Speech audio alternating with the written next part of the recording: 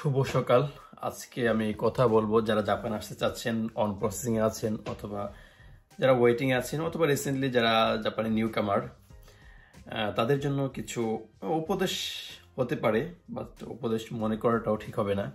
Not only Japan, যারা আমরা দেশের বাইরে থাকি, যে দেশে থাকুক না কেন, কিছু কথা সবার উদ্দেশ্যেই। সেটা আপনার কাছে উপদেশমূলক হতে পারে, বাট আমি উপদেশ দিচ্ছি না। কিছু কথা আমার ব্যক্তিগত মতামত পোষণ করছি। আমি রিসেন্টলি জাপানে একটি ঘটনা ঘটেছে। রিসেন্টলি বলতে 2-3 সপ্তাহ আগে মেবি জাপানের টোকিওতে একটি ঘটনা ঘটেছে। এই ঘটনাটি আমাদের বাংলাদেশি ভাই ঘটিয়েছেন। সেটি হচ্ছে যে টোকিওর একটি ট্রেন অথবা রাস্তা থেকে অন্য একটি জাপানিজের পকেট অথবা ব্যাগ থেকে কিছু টাকা তার নিজের মনে করে তার নিজের কাছে নিয়ে নিয়েছেন। আমি এক্সাক্ট ক্লিয়ার না ঘটনাটি সত্য, কিন্তু কিভাবে ঘটেছে, কি হয়েছে, সেটা আমি কিছু জানি না। আর এই বিষয়ে আমি জানতে চাই না। এই নিউজগুলো আমার সামনে আসলে আমি অ্যাভয়েড করে ট্রাই করি। বাট আমাকে খুব হৃদয় বিদারক ঘটনা, বা আমাকে খুব টাচ করেছে এই ঘটনাটি। তার জন্য আমি শেয়ার করছি আজকে। আমি খুব সহজে বলতে পারতাম ছেলেটি কি করেছে। আমি একটু পজিটিভলি বললাম, ঘুরিয়ে গাড়িয়ে। অন্যের টাকা সে নিজের মনে করে তার নিজের কাছে নিয়ে নিয়েছিল।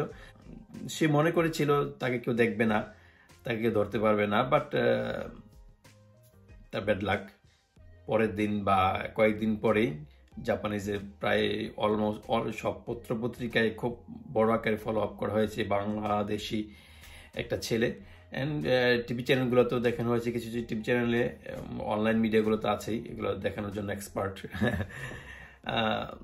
তো ছেলেটি হয়তো আমাদের বাংলাদেশের তুলনায়, আমাদের সোসাইটির তুলনায় খুব একটা অপরাধ করে নাই, সামান্য একটা অপরাধ করেছেন। কিন্তু জাপানের ক্ষেত্রে অপরাধ ছোট বড় বলতে কোনো কিছু নেই। অপরাধী। হয়তো আপনার ছোট অপরাধের জন্য শাস্তি কম, বড় অপরাধের জন্য শাস্তি বড়, সেটা হতে পারে, কিন্তু অপরাধী। তার অনেক কিছুই হতে পারে। ছেলেটা হয়তো ফাইন্যান্সিয়াল ক্রাইসিসে ছিল, অথবা তার একটা হ্যাবিট ছিল আগে থেকে। আমি ধরে নিচ্ছি সে ফাইন্যান্সিয়াল ক্রাইসিসে ছিল, কিন্তু ফাইন্যান্সিয়াল ক্রাইসিসে থাকুক বা নাই থাকুক, সে অপরাধ করবে কেন, সেটা একটা বিষয়। আর জাপানে আপনি যত ছোট অপরাধী করেন না কেন, যদি পুলিশ আপনাকে ধরতে চায় অথবা কেউ আপনার বিরুদ্ধে কমপ্লেন করে এই অপরাধটা ঘটেছে, পুলিশ আপনাকে ধরবেই। সেটা হয়তো কিছুটা সময় লাগতে পারে। হয়তো আজকে কেউ কমপ্লেন করলে, বা আজকে আপনি অপরাধটা করেছেন, কালকে পুলিশ আপনাকে ধরতে পারে, 1 সপ্তাহ পর ধরতে পারে, 1 মাস পর ধরতে পারে, 1 বছর পরে ধরতে পারে, সেটা আপনাকে ধরবেই। তো পুলিশ 100% কনফার্ম না হয়ে কাউকে ধরে না, সেটা সত্য জাপানের ক্ষেত্রে। এখন ছেলেটা হয়তো ছোট্ট একটা অপরাধ করেছে, কিন্তু ক্ষতিটা হলো কার? ক্ষতি প্রথমত তার নিজের হয়েছে। ক্ষতি এই অর্থে যে যখন তার এই ঘটনাটি প্রকাশ হলো, পুলিশ তাকে নিয়ে একটু নাচানাচি করবে, সেটা স্বাভাবিক।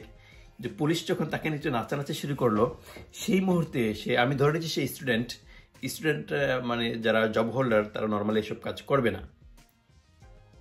আমি ধরে নিচ্ছি সেই স্টুডেন্ট, তার ক্লাস মিস হলো, এবং তার যদি পার্ট টাইম থাকার কথা থাকে এই টাইমগুলোতে, সে পার্ট টাইম মিস করলো, এবং সে পার্ট টাইম থেকে টাকা পাচ্ছে না।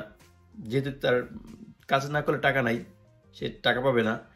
আর সেকেন্ড থিং সে যে একটা অপরাধ করেছে, এবং হয়তো সে এই অপরাধ থেকে মুক্তি পেয়ে গেছে কোনো শাস্তি ছাড়াই হয়তোবা, কিন্তু সেকেন্ড টাইম যখন সে কোনো একটা অপরাধ করবে, সেই প্রথম অপরাধটাকে আবার টেনে আনবে পুলিশ।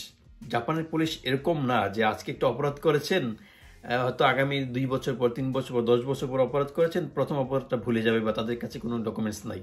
আপনি 100 বছর পরে যদি কোনো একটা অপরাধ করেন, 100 বছর আগের অপরাধটা টেনে আনবে ওদের কাছে সব রেকর্ড থাকে।